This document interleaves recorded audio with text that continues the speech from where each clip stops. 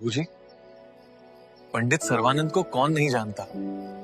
धर्मशास्त्रों में ऐसा पारंगत कि पूरी धरती पर कोई भी उससे शास्त्रार्थ में नहीं जीत पाया था। हाँ बेटा, सर्वानंद का ज्ञान तो सच में कमाल का था। तो फिर बाबूजी, क्या ये भी साधारण मनुष्य के लक्षण हैं कि ऐसा अपराजित विद्वान कबीर परमात्मा के ज्ञान के आगे घुटने टेक देता है? सर्वानंद कोई साधारण पंडित नहीं था। वो उन दिनों का सबसे बड़ा विद्वान था, शास्त्रार्थ में अजय योद्धा, जो पूरे भारत के बड़े बड़े ज्ञानी, आचार्य और महामंडलेश्वरों को एक एक करके पराजित कर चुका था।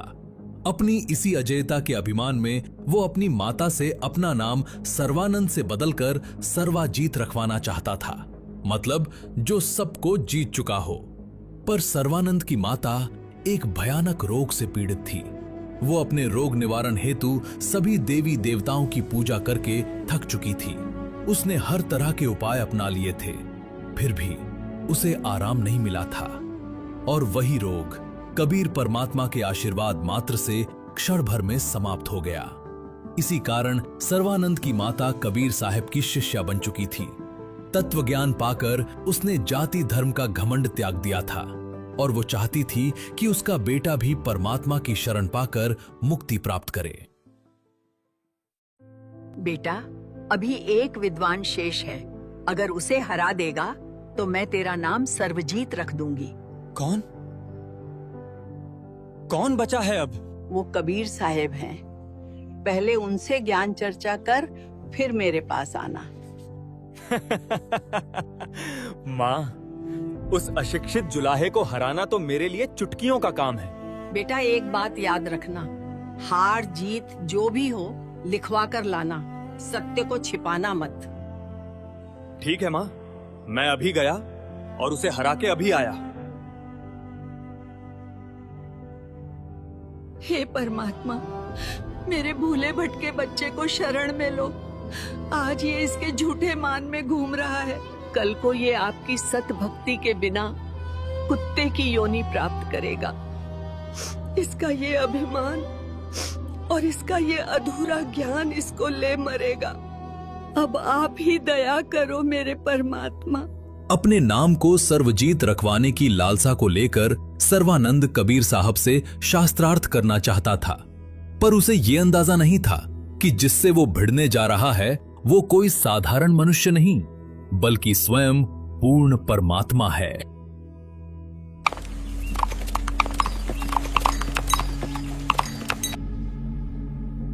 अरे ब्राह्मण यहाँ, वो भी इतना बड़ा विद्वान।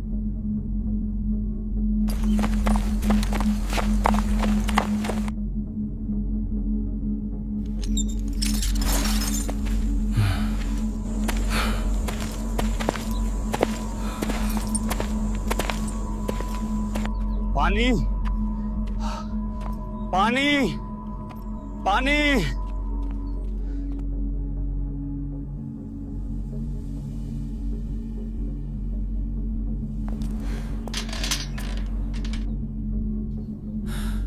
बेटी, बहुत प्यास लगी है, जरा पानी पिला दे। ये लीजिए पंडित जी, अपना करमंडल आगे कीजिए।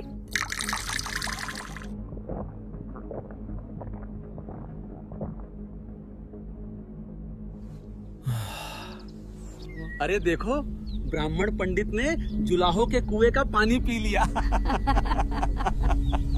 आज तो सर्वानंद पंडित की नाक कट गई।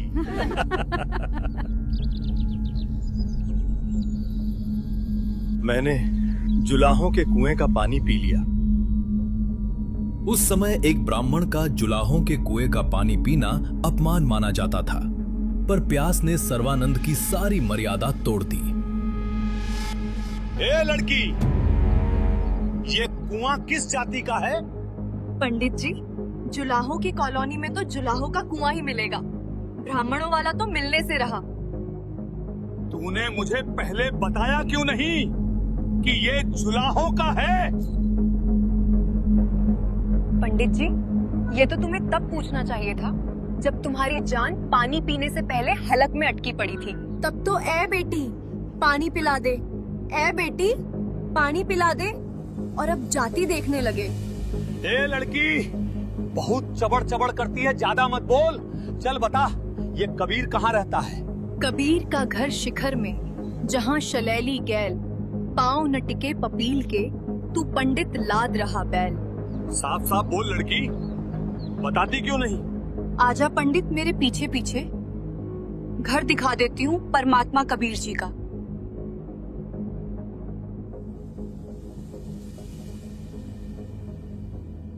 पिताजी, एक पंडित आया है, बैल पर सारे ग्रंथ लादे हुए हैं। शायद आपसे सवाल जवाब के बहाने झगड़ा करने आया है।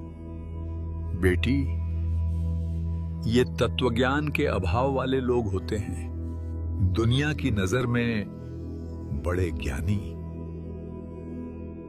पर असल में हल्दी की गांठ लेकर पंसारी बने फिरते हैं। ले आओ पंडित जी को, आदर सहित अंदर लाओ। जो आज्ञा पिताजी।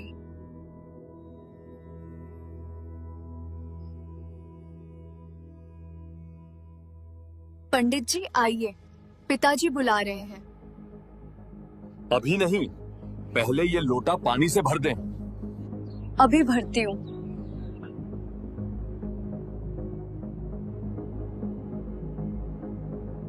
ये लीजिए पंडित जी। इस लोटे को पूरा ऊपर तक पानी से भर दें, ठीक है ना?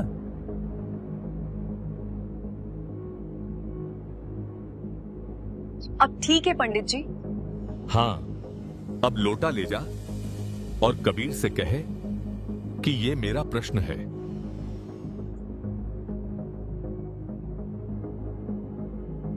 पिताजी, पंडित जी ने ये लोटा भेजा है, कहते हैं यही उनका प्रश्न है।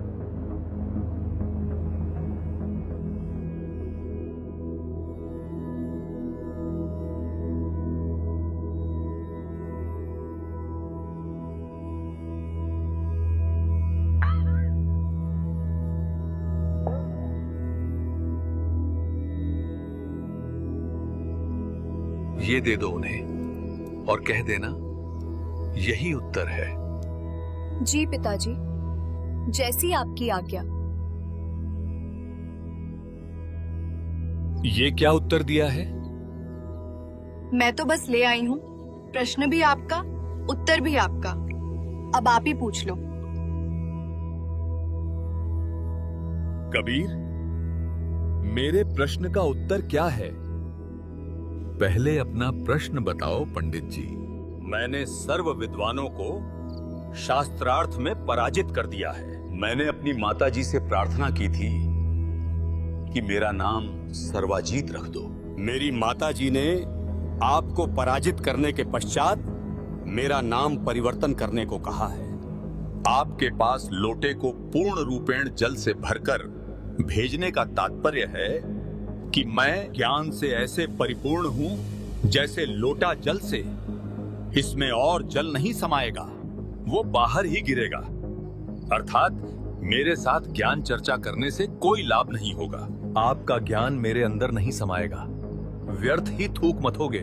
इसलिए हार लिख दो, इसी में आपका हित है। पंडित जी, मैंने इस लोटे में ये सुई डाली, उस सुई ने पानी को बाहर धकेल दिया और इस लोटे की गहराई में जाकर अपनी जगह बना ली। बस ऐसा ही मेरा ज्ञान है, तेरा थोथा ज्ञान बाहर कर देगा और सच्चा ज्ञान तेरे हृदय की गहराई में अपनी जगह बना लेगा। बहुत बकवास कर ली। मैं यहां ये सुनने नहीं आया, मैं तुझे शास्त्रार्थ की चुनौती देने आया हूं। चल कबीर, मुझसे शास्त्रार्थ कर।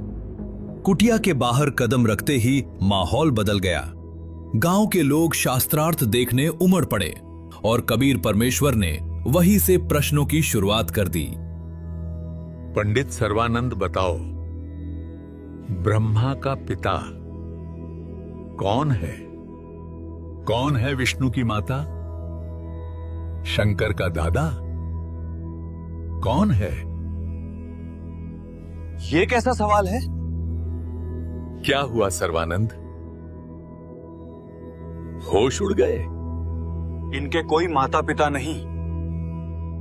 ये तो अजर हैं, अमर हैं। देवी भागवत पुराण 3 स्कंद खोल कर देख, खुद विष्णु जी कहते हैं, हमारी जन्म और मृत्यु होती है, हम नाशवान हैं, अविनाशी नहीं हैं। लिखा तो यही है, पर ये देवता तो अमर बताए जाते हैं। अब खोल गीता अध्याय 11 श्लोक 32, जहां गीता ज्ञानदाता कहता है कि मैं काल हूं अर्जुन। इस समय इन लोगों को नष्ट करने के लिए प्रकट हुआ हूं। ऐसा ज्ञान तो मैंने आज तक नहीं सुना। क्या बड़बड़ा रहा है सर्वानंद? जरा जोर से बोल। नहीं, कुछ नहीं। वो तो मैं वैसे ही कुछ सोच रहा था।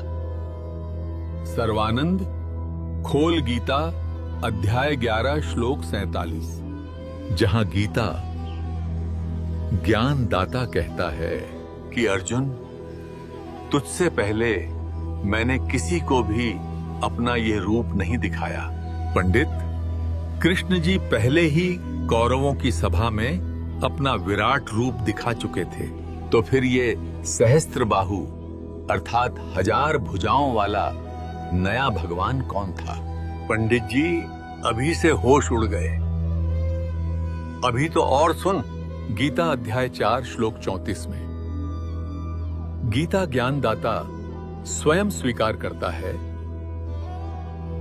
मैं उस परमात्मा को नहीं जानता, तू उस परमात्मा को पाने के लिए तत्वदर्शी संत की खोज कर। ये तो अशिक्षित हैं। इसको शास्त्रों का इतना ज्ञान कैसे है? अब खोल ऋग्वेद मंडल 9 सूक्त 82 मंत्र 1 और मंडल 9 सूक्त 1 मंत्र 9, जहां साफ लिखा है कि पूर्ण परमात्मा साकार है, वो सबसे ऊपर के लोक में विराजमान है और राजा के समान दर्शनीय है।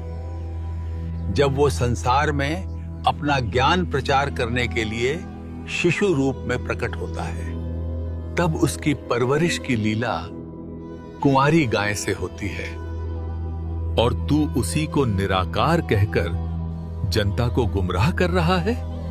सर्वानंद, पूछ इस जनता से किसकी परवरिश कुमारी गाय से हुई है, तो मैं तुझे बताता हूं, मैं ही हूं वो जिसका गुण चारों वेद गाते हैं। मैं ही आदि हूं, मैं ही अंत, मैं ही राम हूं, मैं ही नरसिंह, जिसके आगे मौत भी अपना पल्ला झाड़ती है। मैं ही हूं वो। मेरी ही परवरिश कुंवारी गायों द्वारा होती है। मैं ही वो अविनाशी कबीर हूं। सर्वानंद। कबीर साहब के चकवे ज्ञान के आगे सर्वानंद का चेहरा फीका पड़ गया। वो कांपने लगा। उसे समझ नहीं आ रहा था कि भागे या घुटने टेक दे। ऐसा कुछ नहीं लिखा है। अगर ऐसे ही चलता रहा तो ये जुलाहा मुझे कहीं का नहीं छोड़ेगा। मुझे कुछ करना होगा।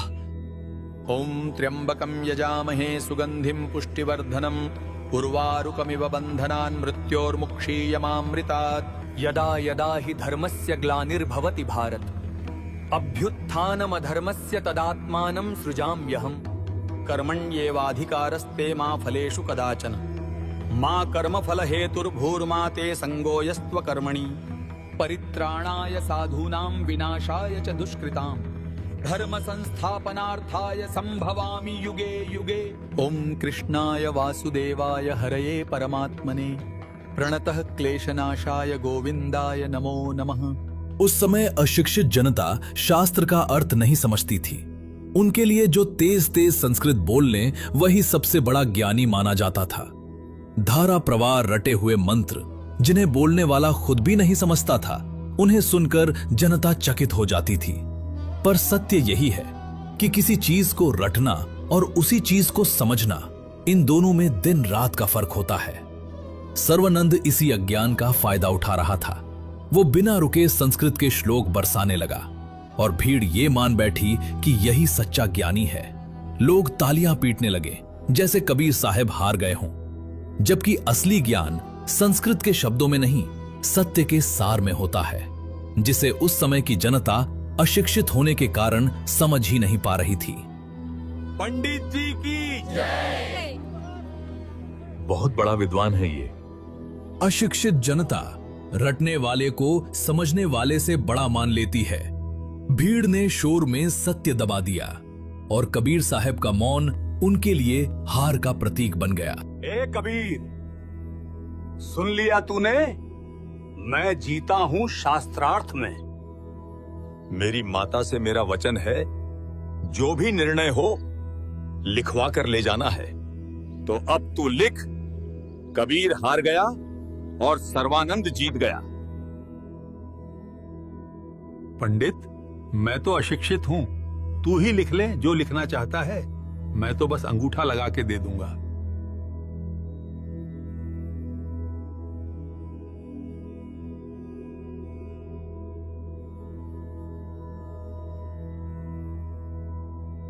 इस पर अंगूठा लगा कबीर, और मेरी जीत पर मोहर लगा दे। बहुत अच्छा। अब मैं अपनी मां को दिखाऊंगा कि मैं सबसे बड़ा विद्वान हूं। अब मेरा नाम सर्वजीत होगा। सर्वानंद को क्या पता था कि जिस कागज को वो अपनी जीत का प्रमाण समझ रहा था, उसी कागज पर अब उस परमात्मा की लीला शुरू होने वाली है। और जब वो अपनी मां के सामने ये विजय पत्र खोलेगा तो उसकी दुनिया पलटने वाली है।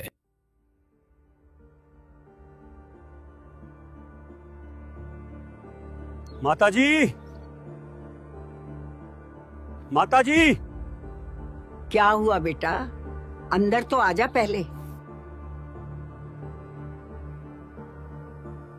माताजी, वो कैसा विद्वान था, कुटिया से बाहर आया और आते ही हार मान ली। अच्छा बेटा, क्या तू लिखवा कर भी लाया है? हाँ हाँ माताजी, ये देखिए। बेटा तू ही पढ़ दे। क्यों नहीं माता, अभी पढ़कर सुनाता हूं, आप ध्यान से सुनिए। शास्त्रार्थ में सर्वानंद पराजित हुआ तथा कबीर परमेश्वर विजय हुआ। वो कागज जिसे सर्वानंद अपनी जीत का प्रमाण समझकर लाया था, वो अब कबीर परमात्मा की अलौकिक लीला का दर्पण बन चुका था। बेटा तू तो कह रहा था कि तू जीत कर आया है, लेकिन ये कागज कुछ और ही कह रहा है। माता, शायद मैं कई दिनों से थका हुआ हूँ, हो सकता है मैंने गलत लिख दिया हो। माँ, मैं अभी जाता हूँ और फिर से लिखवा कर आता हूँ कि मैं जीता हूँ।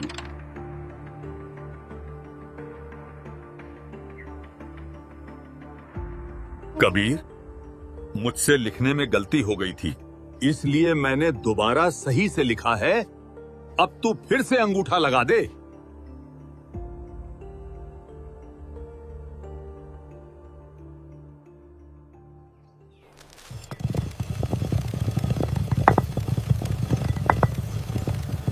हाँ, सब सही लिखा है। अब मां को दिखा देता हूं। माताजी, अब की बार सही करवा कर आया हूं। अच्छा बेटा, फिर तू ही पढ़ दे। क्यों नहीं माताजी, अब की बार तो शास्त्रार्थ में सर्वानंद पराजित हुआ तथा कबीर परमेश्वर विजय हुआ। नहीं, ये कैसे हो गया? अभी तक तो सही था। बेटा तू कहता कुछ है और लिखवाता कुछ और है, या फिर तू मुझसे सच्चाई छिपा रहा है? माँ शायद फिर से गलती हुई होगी। मैं थका हुआ हूं, मेरी उंगली फिसल गई होगी। मैं अभी जाता हूं, अभी, और फिर से लिखवा के आता हूं। कबीर, मुझसे फिर से गलती हो गई। मैं तीसरी बार आया हूं। एक बार और अंगूठा लगा दो। इस बार मैंने बहुत ध्यान से लिखा है। कोई बात नहीं पंडित जी, मेरा कौन सा अंगूठा घिस रहा है। जितनी बार लगवाना है लगवा लें।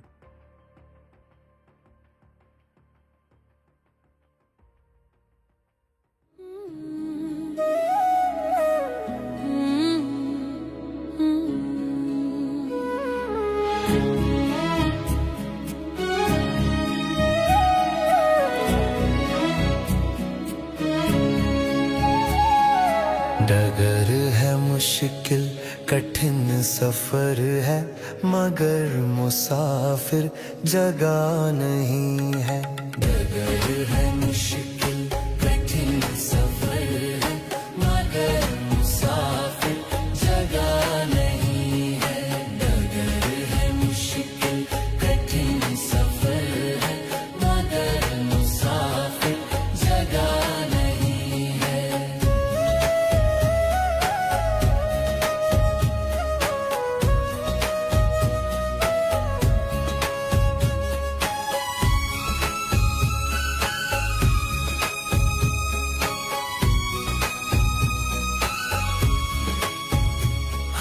लगेंगे फल जब किसी पेड़ में, वो पेड़ झुक जाएंगे स्वतः ही। हाँ, लगेंगे फल जब किसी पेड़ में, वो पेड़ झुक जाएंगे स्वतः ही। अकड़ तने की बता रही है, अकड़ तने की बता रही है, अभी फल इसमें लगा नहीं है। डगर है मुश्किल कठिन सफर है, मगर मुसाफिर जगह नहीं है।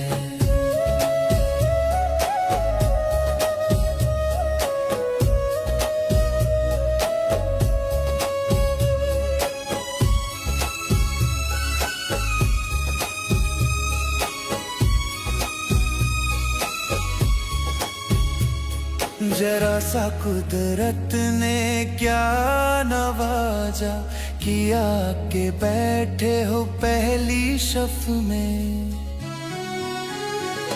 जरा सा कुदरत ने क्या नवाजा, किया के बैठे हो पहली शफ में। अभी से उड़ने लगे हवा में, अभी से अभी ये शोहरत नई नई है। डगर है मुश्किल कठिन सफर है, मगर मुसाफिर जगह नहीं है। डगर है मुश्किल कठिन सफर है, मगर मुसाफिर जगह नहीं है।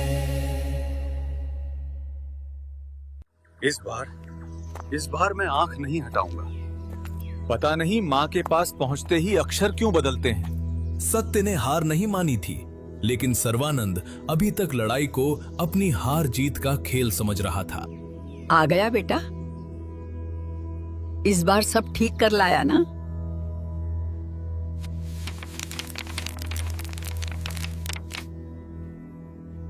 माँ, मेरी आंखों के सामने अक्षर पलट गए माता। ये कैसे? बेटा, क्या अब तुझे समझ आया? तू ये नहीं समझ पा रहा था कि तू किसी साधारण मनुष्य से नहीं लड़ रहा, उससे लड़ रहा था जिसने ये संसार रचा है। ये सब तेरी गलती नहीं, तेरे अहंकार का अंधेरा था। माँ, मैं क्या करूं? मुझे कुछ समझ नहीं आ रहा। बेटा, वो कोई साधारण जुलाहा नहीं, वो तो साक्षात पूर्ण परमात्मा है। चल उनके पास चल, माफी मांग और उनके चरणों में बैठकर नाम दीक्षा ले ले। तेरा कल्याण हो जाएगा, तेरा अहंकार भी मिट जाएगा और तेरा जीवन भी सुधर जाएगा। माँ, मैं तो बहुत ही नीच हूँ। जो कबीर जी ने कहा वो सब शास्त्रों में लिखा है और मैंने अहंकार के कारण उनकी बात नहीं मानी। बेटा, तू मेरा एक लौता पुत्र है। मेरी आत्मा कह रही है, अगर तूने नाम दीक्षा नहीं ली तो कुत्ते की योनि में जाएगा और कष्ट सहेगा। जाकर उनके चरणों में गिरकर अपनी गलती की क्षमा याचना कर ले। मेरी आत्मा खुश हो जाएगी। माँ, ये तो स्वयं प्रभु आए हैं, आप मेरे साथ चलो। मुझे शर्म लगती है। चल बेटा, मैं तेरे साथ चलूंगी। सर्वानंद जी की माता अपने पुत्र को साथ लेकर प्रभु कबीर के पास गई तथा सर्वानंद जी को भी कबीर परमेश्वर से उपदेश दिलाया। तब उस महर्षि कहलाने वाले नादान प्राणी का पूर्ण परमात्मा के चरणों में आने से ही उद्धार हुआ। सर्वानंद, आपने अक्षर ज्ञान के आधार पर भी शास्त्रों को नहीं समझा, क्योंकि मेरी शरण में आए बिना काल किसी की बुद्धि को पूर्ण विकसित नहीं होने देता। अब फिर पढ़ो इन्हीं पवित्र वेदों व पवित्र गीता जी तथा पवित्र पुराणों को। अब आप ब्राह्मण हो गए हो। ब्राह्मण सोई ब्रह्म पहचाने। विद्वान वही है जो पूर्ण परमात्मा को पहचान ले, फिर अपना कल्याण करवाए। इसके पश्चात महर्षि सर्वानंद जी ने चारों वेदों को तत्व ज्ञान के आधार से समझा, वास्तविकता से परिचित स्वयं हुआ तथा अन्य को भी समझाया। बाबूजी, यहीं से सर्वानंद का जीवन पलटा। उसे पहली बार एहसास हुआ कि कबीर साहेब कोई साधारण इंसान नहीं है, स्वयं पूर्ण परमात्मा है और सत्य को रोकने की कोशिश में वो जितना संघर्ष करता गया, सत्य उतनी ही तेजी से उसके सामने प्रकट होता गया। बाबूजी, क्या आपको अभी भी लगता है कि कबीर जी साधारण इंसान है, जिसने दामोदर सेठ की जान समंदर के तूफान से बचाई, जो जीवा और दत्ता की कठिन परीक्षा में खरा उतरा, जिसकी कृपा से जगन्नाथ मंदिर बना और जिसने सर्वानंद जैसे अजेय विद्वान को क्षणों में पराजित कर दिया? बाबूजी, वो साधारण मनुष्य कैसे हो सकता है जो परमात्मा कागज पर लिखी किस्मत तक बदल दे? वो आपको मोक्ष का रास्ता गलत कैसे बता सकता है? बाबूजी, आत्मदाह से मोक्ष नहीं मिलता, किसी स्थान से भी नहीं, न काशी से न मगहर से। मोक्ष सिर्फ पूर्ण परमात्मा की शरण से मिलता है और वो परमात्मा है कबीर साहिब। चलिए बाबूजी, आप भी कबीर साहिब की शरण ग्रहण कर लीजिए, आपका जीवन भी सुधर जाएगा। बेटा, इतने चमत्कार सुनकर तो लगता है मुझे भी कबीर जी से नाम दीक्षा ले ही लेनी चाहिए। बाबूजी, मनुष्य जीवन का मूल उद्देश्य है मोक्ष प्राप्ति और वो कबीर जी की शरण में ही संभव है। हाँ बेटा, कल ही चलकर मुझे भी कबीर जी से नाम दीक्षा दिलवा दे। एक पिता के 2 दशकों के अंधविश्वास को एक बेटे ने कुछ ही क्षणों में तोड़ दिया और वो इस समय उस सत्य की ओर बढ़ रहे थे जिसे उनके पूर्वज सदियों से खोजते आए थे, पूर्ण परमात्मा की शरण।